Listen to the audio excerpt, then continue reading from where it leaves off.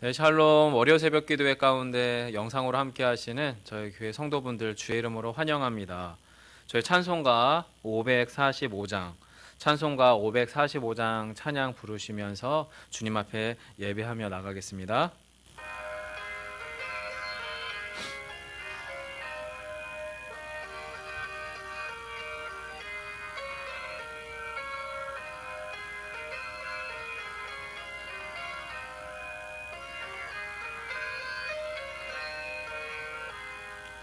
이 눈에 아무 증거 아니 배어도 믿음만을 가지고 선을 걸으며 이 귀에 아무 소리 아니 들려도 하나님의 약속 위에 서리라. 걸어가세 믿음 위에 서서 나가세 의심 버리고 걸어가세 믿음 위에 서서 눈과 귀에 아무 증거 없어도 이 눈이 보기에는 어떠하든지 이미 얻은 증거대로 늘 믿으며 이 맘에 의심 없이 살아갈 때에 우리 소원 주 안에서 이루리.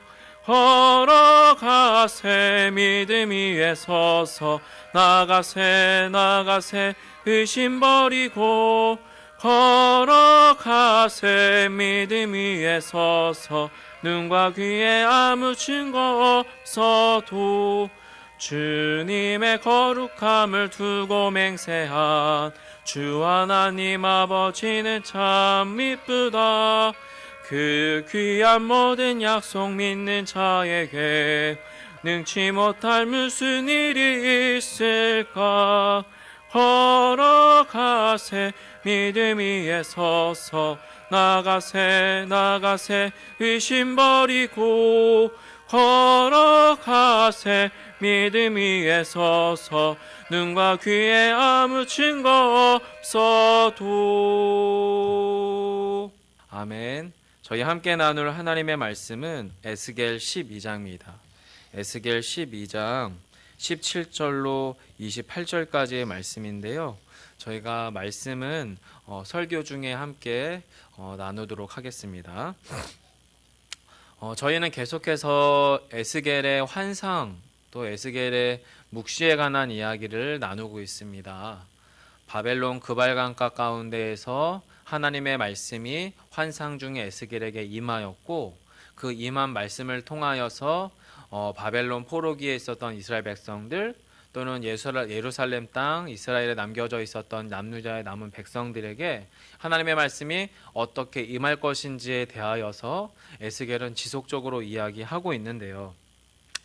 특별히 여러분 오늘 본문을 가운데에서 저는 이런 생각을 한번 해봤어요.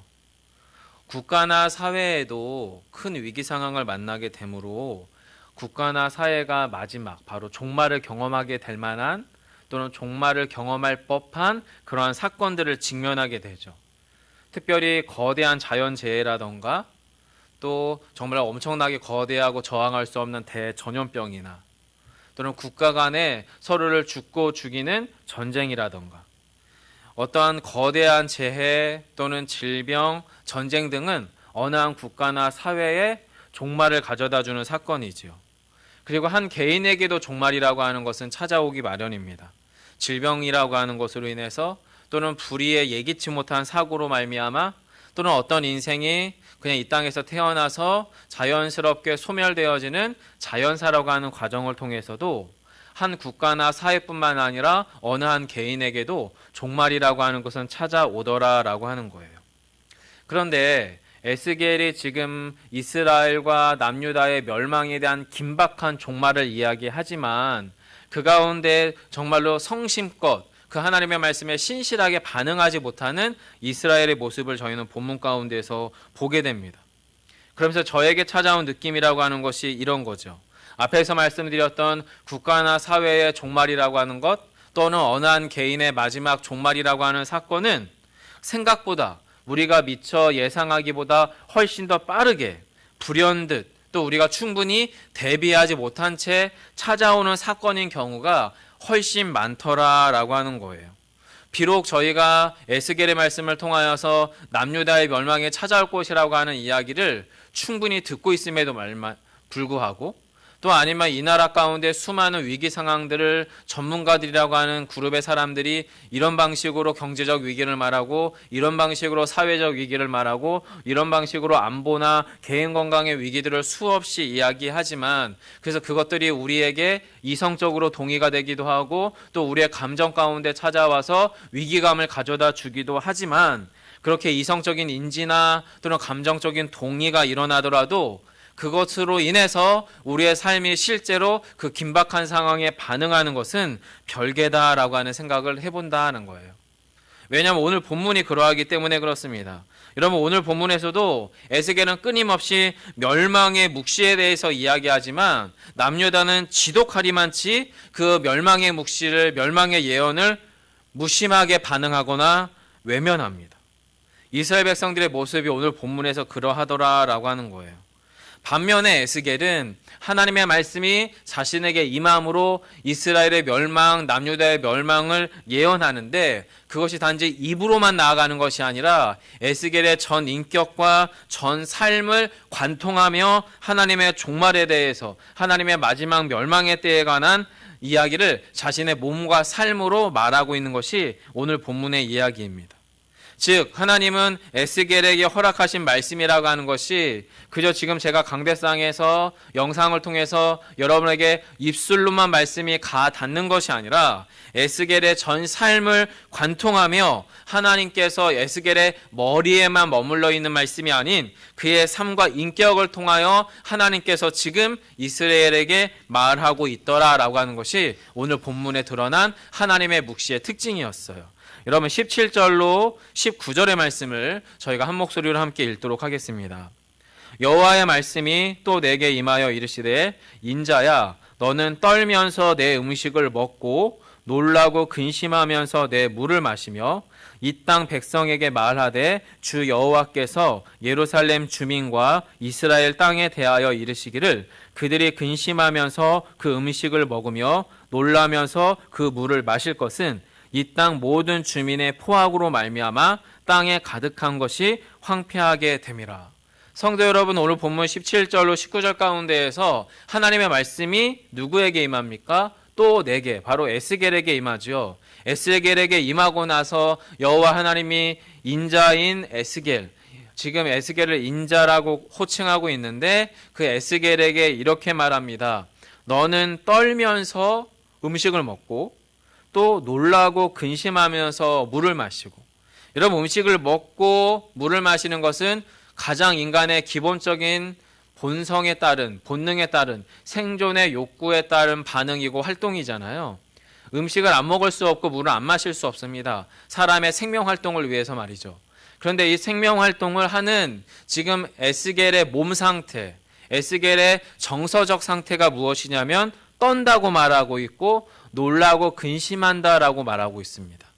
가장 기본적으로 인간의 욕구인, 생존 욕구인 먹고 마시는 과정 속에서 이것이 사람에게 근심 가운데에서 또는 두려움 가운데에서 염려와 놀람과 떨림 가운데서 이루어지는 일이라고 하는 것은 지금 정상적인 사회생활이나 정상적인 생존, 생명활동이 아닌 것을 지금 18절은 이야기하고 있는 거예요. 달리 말하면 지금 에스겔은 자신의 몸으로, 자신의 삶으로 이미 자신에게는 찾아왔으나 장차 이스라엘에게 찾아올 멸망 상태에서 그 멸망이, 이스라엘의 멸망이, 남유다의 멸망이, 그리고 이스라엘이라고 하는 하나님의 백성들의 그 나라가 지구상에서 사라질 그때를 예감하고 내다보고 그 상태, 그 정서, 그 생활 상황들을 자신의 몸에 담아둔 채 지금 물을 먹고 음식을 먹음으로 말미암아 지금 에스겔의 상태가 어떻습니까? 떱니다. 놀라고 근심하더라라고 하는 거예요. 그리고 이런 선행적인 에스겔의 모습 안에서 여호와 하나님은 이스라엘에게, 남유다에게 묵시를 이야기하는 거죠. 에스겔처럼 너희가 정녕 그렇게 될 것이다 라고 하는 거예요. 그게 여러분 19절이죠. 이 땅 백성들에게 말해라. 여기서 말한다는 것은 뭘 말하는 겁니까? 물론 입술로도 이야기하지만 이 두렵고 떨림 가운데서 행했던 에스겔의 삶을 통해 보여주라라고 하는 거죠. 그렇게 말할 때 어떻게 말하냐면 여호와께서 예루살렘 주민과 이스라엘 땅에 대하여 이렇게 할 거다라는 거죠. 이스라엘 백성들이 장차 이후에 근심하며 음식을 먹고 놀라며 물을 마시게 될 때가 속히 올 것이다 라고 하는 거예요. 근데 그 이유가 뭡니까? 그들의 멸망의 원인을 지금 하나님은 선언하죠. 그게 여러분 19절 중반절 이유입니다. 이 땅 모든 주민의 포악으로 말미암아 땅에 가득한 것이 어떻게 해요? 황폐하게 될 것이다. 지금 이스라엘이 남유다가 예루살렘이 실제로 그 어떤 자연적 변화가 있어서 땅이 황폐해졌고 또 어떠한 지리적인 변화가 일어났는지 그런 건 알 수 없습니다. 하지만 지금 하나님이 진단하는 것은 그 땅의 주민인 이스라엘 백성들, 남유다 백성들의 포악, 행악함으로 죄악의 관영함으로 말미암아 땅에 무엇이 가득하냐면 황폐함이 가득하다는 거예요. 죄가 가득 참으로 말미암아 죄와 그리고 어둠이 또 하나님 없음이 이스라엘을 가득 덮어냄으로 말미암아 그 안에서 생명이 밀려나가고 빛이 밀려나가고 사랑이 밀려나감으로 말미암아 그 땅이 어떻게 됐다고 하나님이 진단합니까? 황폐해졌다라고 진단하는 거죠. 그리고 그 사람들이 기본적으로 남유다의 거민들이 될지 아니면 이방의 모든 사람들을 아우른 사람들이 될지는 알 수 없지만 결국에 사람들이 그 땅의 황폐함으로 말미암아 땅의 적막함으로 말미암아 20절 후반절이죠. 뭐예요? 내가 여호와인 줄 너희가 알리라 라고 이야기합니다. 즉 멸망을 통하여 황폐함을 통하여 그 땅 가운데 하나님 없음으로 말미암아 그 땅의 무너짐을 통하여서 그곳이야말로 또 그 땅 가운데 진짜 여호와 하나님이 계신 줄을 알게 될 거다라고 이야기하는 거예요. 성도 여러분, 그렇게 에스겔은 남유다의 멸망을, 예루살렘의 패망을 자신의 몸으로 맛보고 예시합니다. 에스겔이 몸으로 느끼던 고통과 공포는 결국에는 무너질 수밖에 없었던 예루살렘과 이스라엘을 향한 하나님의 깨어짐의 마음을 앞서서 보여주고 있는 거예요. 즉 에스겔의 그 마음과 몸의 상태는 먼저로는 앞서서는 하나님께서 이스라엘을 향해 예루살렘을 향해 바라보셨던 당신의 몸과 마음에, 당신의 깨어진 마음에 바로 오버랩이라는 거죠. 하나님이 먼저 그렇게 깨어졌고 그 깨어진 하나님의 마음이 에스겔에게 투영됐고 에스겔에게 투영돼서 에스겔의 몸과 삶으로 그것이 말하여지고 에스겔의 말과 삶을 통하여서 이스라엘 가운데 전하여지는 것, 이것이 지금 오늘 본문에서의 묵시의 패턴이다라고 하는 거예요. 그렇게 하나님의 무너져 있는 마음, 당신의 마음이 투영된 에스겔을 통하여서 이스라엘에게는 또 한 번의 어떤 기회가 주어지는 겁니까? 또 한 번의 영적 각성의 또 한 번의 구원의 기회가 지금 에스겔의 묵시를 통하여 이스라엘 가운데 남유다 가운데 찾아오고 있다라고 하는 거예요. 하지만 이런 하나님의 마음이, 하나님의 진심이, 하나님의 본심이 제발 정신 차리고 돌아오라고 하는 하나님의 마음이 에스겔을 통하여 전하여졌음에도 불구하고 이스라엘의 태도는 한결같습니다. 그게 여러분 22절이죠. 같이 한번 읽어볼까요? 인자야, 이스라엘 땅에서 이르기를 날이 더디고 모든 묵시가 사라지리라 하는 너희의 이 속담이 어찌 됨이냐. 성도 여러분, 하나님의 묵시에 긴박감이 떨어지거나 또는 전혀 하나님의 묵시가 위기감이나 다급함이 일어나지 못하는 것, 그것은 하나님의 묵시가 정말로 뒷방의 구석에 잠들어 있고 묵혀 있던 그 어떤 것이기 때문에, 달리 말하면 너무 오래 묵혀두어서 먼지만 풀풀 나는 속담 취급을 받는 이유가 무엇일까요? 이스라엘 백성들이 느꼈던 실제로 하나님의 묵시는 너무 무겁고 너무 더디고 너무 생명력이 없어서 그들의 일상과 그들의 삶의 역사 안에 어떤 영향력도 끼치지 못하기 때문에 그런 걸까요? 결코 그렇지 않겠죠. 하나님의 묵시가 땅에 떨어지고 이스라엘 중에 영향력을 전혀 끼치지 못했던 이유는 오히려 패망하고 패악하고 패도했던, 그래서 정말로 죄악 가운데 가득했던 그 땅 이스라엘을 향하여 하나님께서 길이 참으시는 하나님의 다함이 없는 긍휼과 사랑 때문에 하나님의 묵시는 전혀 힘이 없는 것처럼 보여요. 그리고 더 결정적인 것은 그렇게 하나님의 묵시가 그들에게 더디다고 느껴지는 거기에 기름을 부었던 것은 뭐냐면 현실적으로 남유다가 이스라엘 백성들이 마치 인스턴트 음식이나 패스트푸드와 같은 것에 영적으로 깊이 길들여져 있었기 때문인 것 같습니다. 그게 24절이죠. 이스라엘 족속 중에 허탄한 묵시나 아첨하는 복술이 다시 있지 못하리라 하라. 성도 여러분, 이스라엘이 남유다가 또 그 하나님의 백성들이었던 예루살렘의 사람들이 허탄한 묵시나 아첨하는 복술에 그렇게 빠르게 적극적으로 반응했던 이유가 무엇일까요? 한마디로 자신의 입맛에 너무 잘 맞았기 때문입니다. 감칠맛이 있기 때문에 그렇습니다. 매력적이었고요. 이 아첨하는 복술이 허탄한 묵시가 자기들에게 너무나 잘 맞아 떨어졌기 때문이에요. 달리 말하면 이 허탄한 묵시나 아첨하는 복술이 그 시대의 정신을 반영하는 가장 효과적인 것이지만 동시에 일시적이었던 것들이기 때문에 그렇습니다. 결국 이스라엘은요, 자신의 욕망을 투영시키고 자신들의 상황과 논리와 생각을 만족시켜주는, 하지만 그래서 겉은 그럴싸해 보이지만 속은 비어있는 허탄하고 공허한 거짓 선지자들의 묵시에 반응합니다. 아주 열렬하게요. 또는 자신들의 귀와 자신들의 입에 달콤한 복술, 바로 종교적 행사와 또는 매우 신비한 종교적 행위가 첨가되어 있었던 복술에 열광하고 있음이 24절에 나타나는 모습이에요.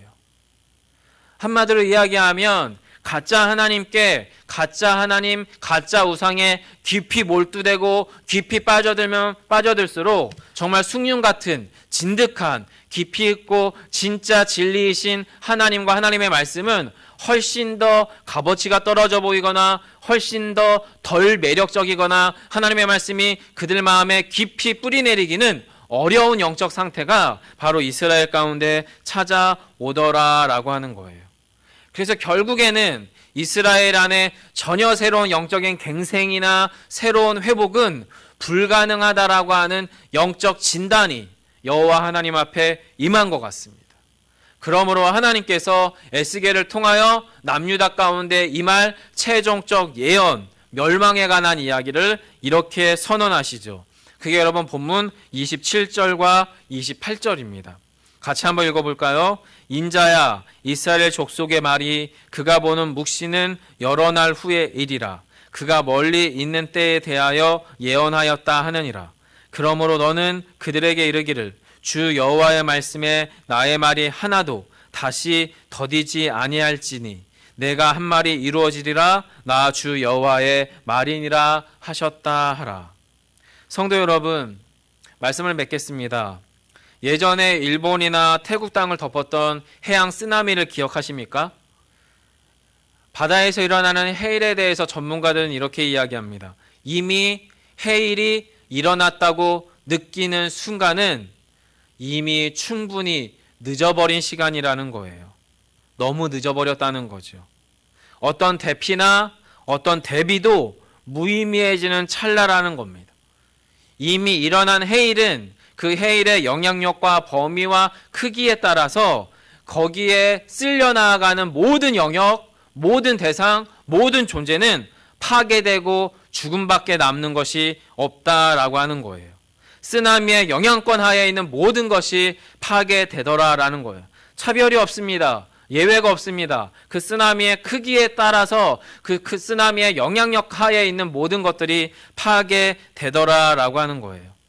성도 여러분, 지금 본문 가운데 일어나는 에스겔의 멸망의 예언, 멸망의 묵시가 묵살되던 남유다에 일어났던 최초의 가장 최악의 비극이 무엇이겠습니까?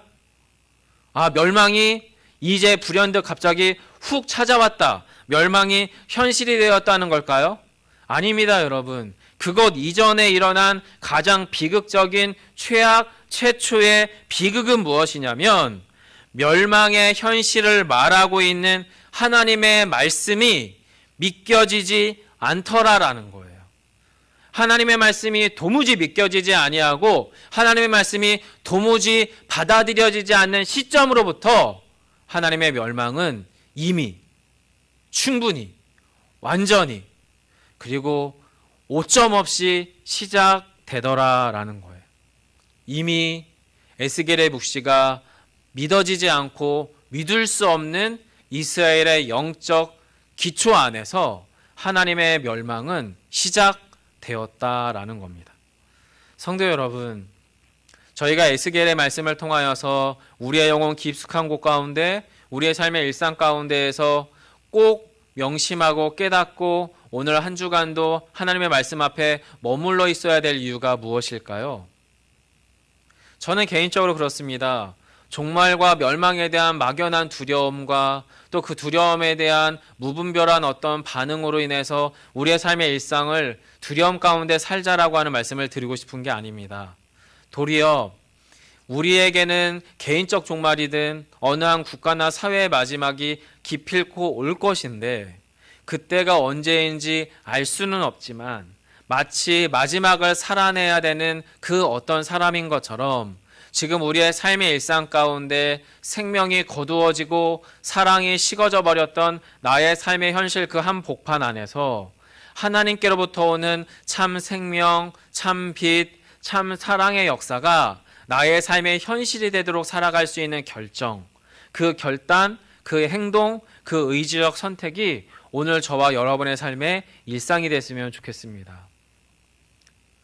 여러분의 배우자를, 여러분의 자녀를, 여러분의 삶의 일상을 더 충분히 사랑하고 더 충분히 기뻐하고 더 충분히 그 안에서 하나님의 사랑들이 이루어지는 방식의 삶의 선택이 오늘 하루 저와 여러분의 삶의 선택이길 바랍니다. 또한 우리가 우리의 현장에서 같이 예배하지 못하고 함께 신앙생활하지 못한다 하더라도 보이지 않는 교회로 멀리 떨어져 있는 교회로 신앙생활해 나가는 지금의 코로나 상황이라 하더라도 이 상황 속에서 여러분 연약함 중에 있고 병약함 중에 있고 깊은 어둠과 고통 중에 있는 교회 안의 교우들이나 교회 공동체나 또는 교회 밖에 있는 연약한 그 어떤 자들을 위하여 우리 안에 있는 그 무엇이 나누어질 수 있는 삶의 실제 선택과 의지적인 결정과 그 헌신과 봉사와 섬김과 나눔과 기도가 우리의 삶에 나의 것이 되도록 살아갈 수 있는 오늘 하루를 삼자라는 거예요. 그렇게 해서 마치 멸망당한 것처럼 사랑도 떠나버리고 그리고 모든 참 생명과 놀라운 정말로 평화의 역사가 일어나는 우리의 삶이 아니라 그것들이 전부 사라져버린 마지막의 때를 살아가는 자처럼 살아가는 우리가 아닌 비록 코로나 상황 때문에 정말 모든 것이 묶여있고 눌려있는 상황처럼 보인다 하더라도 또 우리의 삶에서 아무것도 할 수 없다고 느끼는 이 시간조차 우리가 할 수 있는 최상의 것, 최선의 것은 하나님께로부터 온 그 사랑이 나를 통해 우리의 삶의 현실로 흘러가는 것일 줄 믿습니다. 그 사랑의 초청 안에 오늘 한날도 함께 살아가는 저와 여러분 되시기를 간절히 소망합니다. 기도하겠습니다. 사랑해 주님 감사합니다. 고맙습니다. 에스겔은 하나님의 말씀이 그의 삶 속에, 그의 몸 속에, 그의 인격과 인생 속에 깃들어 스며들었습니다. 하나님, 오늘도 하나님의 말씀을 듣고 읽고 그 말씀 앞에 머무를 때에 하나님의 생명의 말씀이 이 영상을 통해 함께 예배에 참여하는 모든 사람들의 삶 속에 깊이 스며드는 역사가 있게 해 주시옵소서. 하나님, 그래서 하나님께서 우리 가운데 베푸신 놀라운 하나님의 사랑, 넘치는 예수 그리스도의 그 희생과 사랑으로 말미암아 우리가 전혀 다른 그리스도인, 전혀 질적으로 다른 영적 존재가 되었음을 깊이 깨닫고 주님, 오늘도 코로나 때문에 이것이 안 되고 저것이 안 되고 이것은 불가능하고 이것은 우리 삶 가운데 더 이상 영향력이 없다고 치부될 법한 그 어떤 허탄한 묵시나 복술에 반응하는 것이 아니라 진실로 하나님의 말씀이 살아서 우리의 심령을 새롭게 일구어 사랑이 없는 곳에 사랑을, 평화가 없는 곳에 평화를 깃들일 수 있는 생명의 사람, 하나님의 사람, 말씀의 사람으로 살아갈 오늘 한날의 기회를 놓치지 않는 저희 모두가 되게 하여 주옵소서. 예수님 이름으로 기도드립니다. 아멘. 하늘에 계신 우리 아버지여, 이름이 거룩히 여김을 받으시오며 나라의 임하옵시며 뜻이 하늘에서 이룬 것 같이 땅에서도 이루어지이다. 오늘날 우리에게 일용할 양식을 주옵시고 우리가 우리에게 죄 지은 자를 사하여 준 것 같이 우리 죄를 사하여 주옵시고 우리를 시험에 들게 하지 마옵시고 다만 악에서 구하옵소서. 대개 나라와 권세와 영광이 아버지께 영원히 있사옵나이다. 아멘. 함께 나눈 말씀 기억하시면서 기도해 주시고요. 또한 우리 교회 공동체와 교회를 섬기는 사역자들, 담임 목사님과 부교역자들과 또 중직에 계신 장로님, 권사님, 안수지사님, 목회기획팀의 팀장님들, 또 이 모양 저 모양으로 교회를 섬기는 귀한 믿음의 일꾼들과 그 가정들을 위해서 같이 기도하시고 또 여러분의 개인 기도 가지고 기도 제목 가지고 기도하시다가 우리의 일상으로 돌아가도록 하겠습니다. 함께 기도합니다.